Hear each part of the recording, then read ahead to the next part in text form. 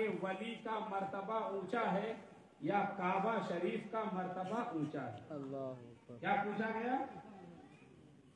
اعلیٰ حضرت سے کیا پوچھا گیا؟ ولی کا مرتبہ اونچا یا کعبہ کا مرتبہ اونچا؟ سوال بڑا نازک ہے، سوال بڑا اہم ہے۔ ایک طرف اللہ کے ولی کا معاملہ، ایک طرف کعبہ شریف کا معاملہ۔ وہ کعبہ شریف جس کی عظمت اور جس کی بڑائی اور بزرگی کا عالم یہ ہے کہ اس کعبہ شریف کی طرف پیر پھیلانا گناہ، اس کعبہ شریف کی طرف منہ کر کے تھوکنا گناہ، اس کعبہ شریف کی طرف منہ کر کے یا پیٹ کر کے چھوٹا بڑا استنجا کرنا گناہ ہے کہ نہیں گناہ؟ وہ کعبہ شریف جس کی بڑائی اور بزرگی کا عالم یہ ہے کہ اس کعبہ شریف کی طرف منہ کر کے اگر کسی صحابی رسول نے ایک مرتبہ تھوک دیا، حدیث پاک میں آیا کہ ایک صاحب مسجد میں نماز پڑھا رہے تھے، نماز پڑھاتے پڑھاتے ان کے منہ میں تھوک آئے، انہوں نے جب تھوکا تو مسجد کی دیوار قبلہ پر وہ تھوک ان کا گرا۔ یہ خبر اللہ کے رسول تک پہنچی کہ فلاں صحابی نماز پڑھاتے پڑھاتے منہ میں تھوک آیا اور انہوں نے تھوکا تو مسجد کی قبلہ کی دیوار میں ان کا تھوک گرا۔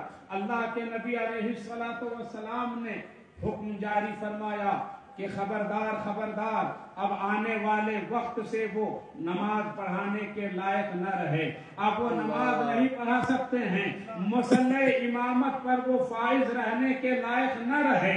اللہ کے رسول نے نماز پڑھانے سے انہیں منع فرما دیا۔ روایت میں آیا کہ جب دوسری نماز کا وقت آیا، دوسری نماز کا وقت آیا، وہ صحابی رسول مصلی کی طرف بڑھے، اللہ کے نبی کا فرمان ان کے کانوں تک ابھی پہنچا نہ تھا، ابھی وہ مصلی کی طرف بڑھ رہے تھے۔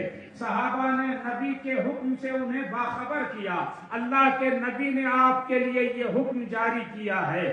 وہ صحابی بنفس نفیس بارگاہ رسول میں حاضر ہوئے، چلو اللہ کے نبی سے ماجرا دریافت کر لیا جائے، معاملہ سمجھ لیا جائے۔ اللہ کے نبی کی بارگاہ میں پہنچے، اللہ کے نبی نے فرمایا ہاں ہاں میں نے تمہارے لیے یہ حکم جاری کیا ہے، تم نے کعبہ شریف کا احترام نہیں کیا، کعبہ کی طرف منہ کر کے تم نے تھوک دیا ہے، اس لیے تم نماز پڑھانے کے لائق نہ رہے۔ اللہ کے نبی نے اس کی وجہ بتایا، فَإِنَّكَ قَدْ آذَيْتَ اللَّهَ وَرَسُولَهُ، تم نے کعبہ شریف کی طرف منہ کر کے تھوکا ہے اور ایسا کر کے تم نے اللہ اور اس کے رسول کو تکلیف پہنچایا ہے، اس لیے تم اب نماز پڑھانے کے لائق نہ رہے۔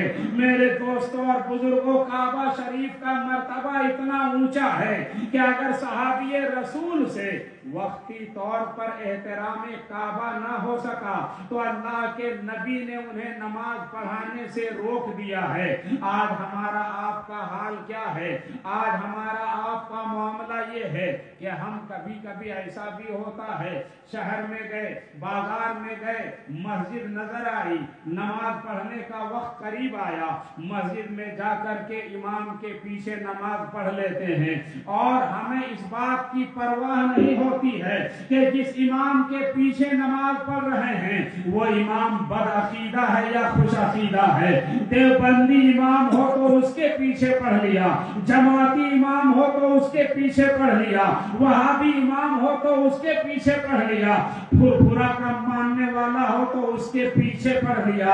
برا نہ ماننا، ایک بات میں کہنا چاہوں گا، مجھے یہ رپورٹ ملی ہے کہ برا والے کبھی اچھے تھے، کسی زمانے میں وہ اچھے تھے، لیکن اب ان کا عقیدہ بگڑ چکا ہے۔ جن مولویوں پر کفر کا فتویٰ دیا گیا ہے ان مولویوں کو وہ پیشوا سمجھتے ہیں، ان کو رہبر و رہنما جانتے ہیں اور ان کی کتابوں کا وہ درس دیتے ہیں، ان کی کتابیں وہ پڑھاتے ہیں۔